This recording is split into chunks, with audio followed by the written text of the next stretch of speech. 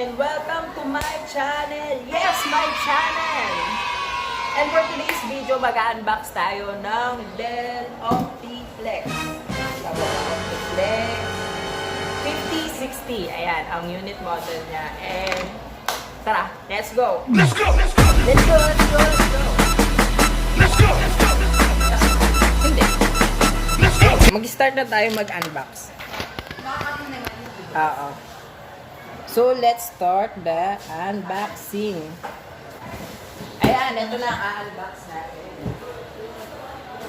Cutter. Let's use cutter to open the box. Unbox. Alright. Then, let's open the box. Let's open the box. And let's get the unit. Yeah. It's the unit. Ta-da!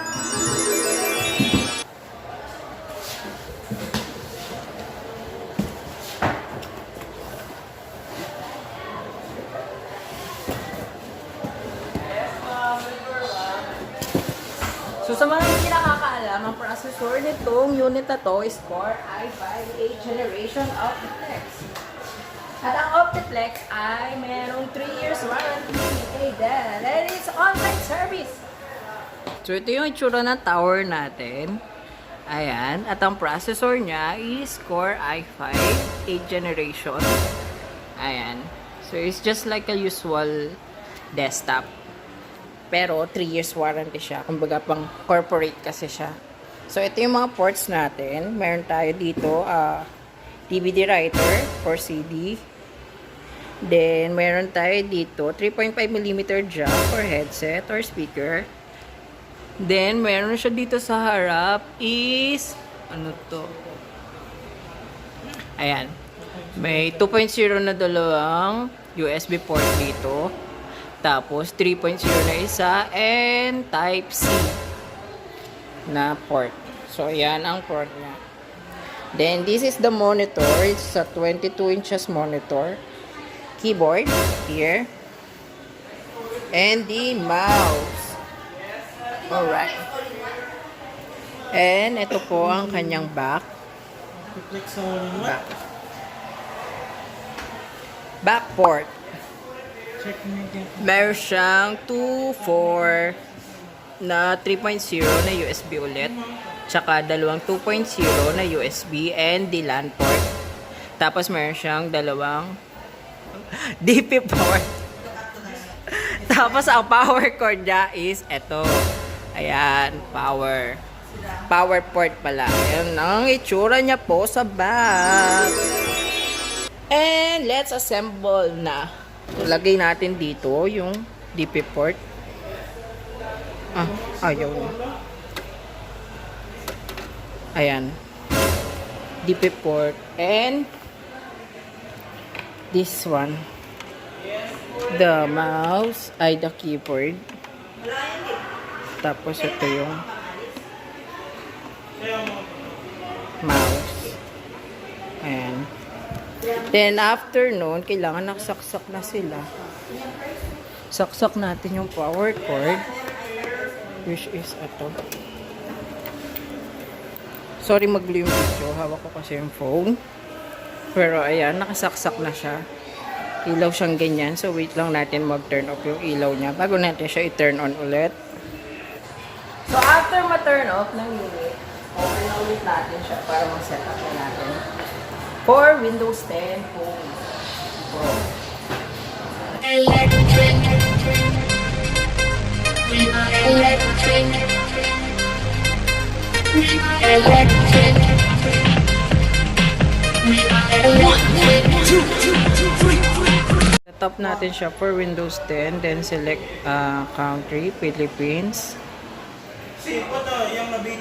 Then keyboard layout, US. Tapos skip. Alida nga ba kailangan dalawa? Skip. Then skip again. Kanina eh.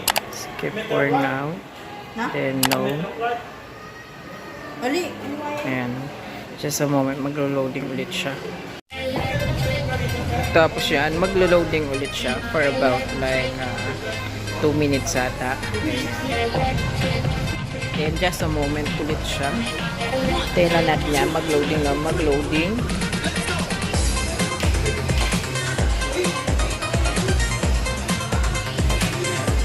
A moment, let's just click accept or enter. Then let's set up username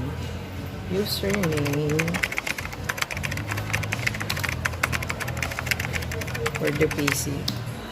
Then no password,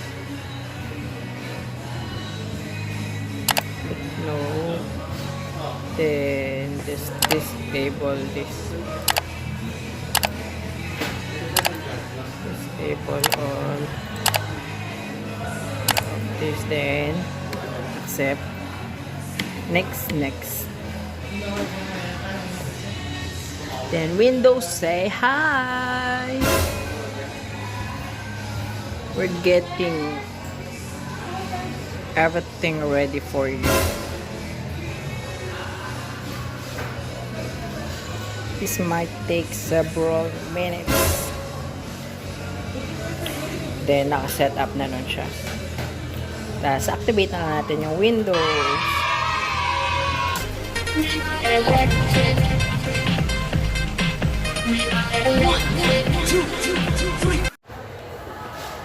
Leave everything sa kanila.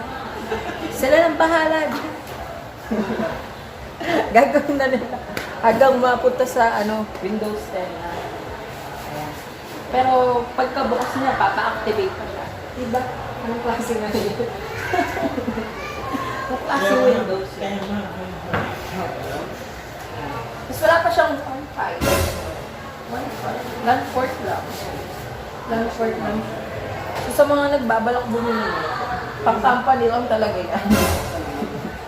So, kung may company ka, bili ka na dito.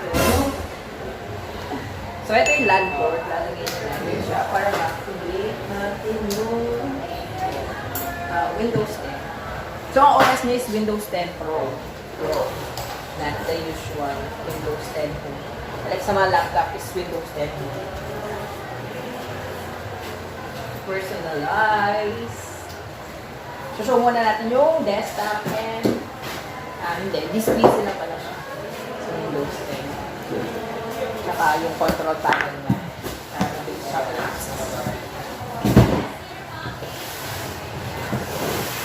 Ayan, then let's go to Teams. Ayan. Desktop, icon, check mo lang yung computer, control panel, then apply, hit OK, excellent na, then right click.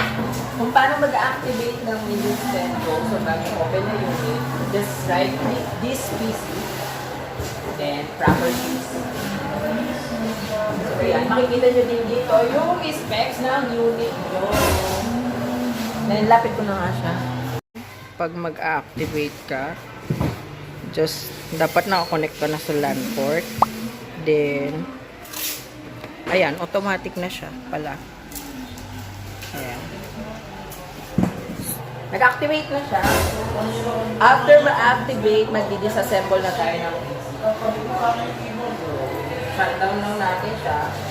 Just click Alt F4 sa shortcut. Or pwede rin naman dito sa Windows icon. Then, ito, ang power button. Then, just click shutdown. Yan. Bye. Shutting down.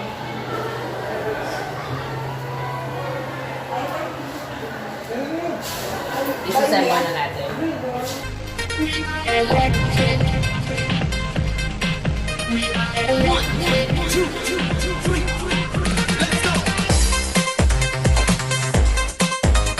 Madami talaga to eh.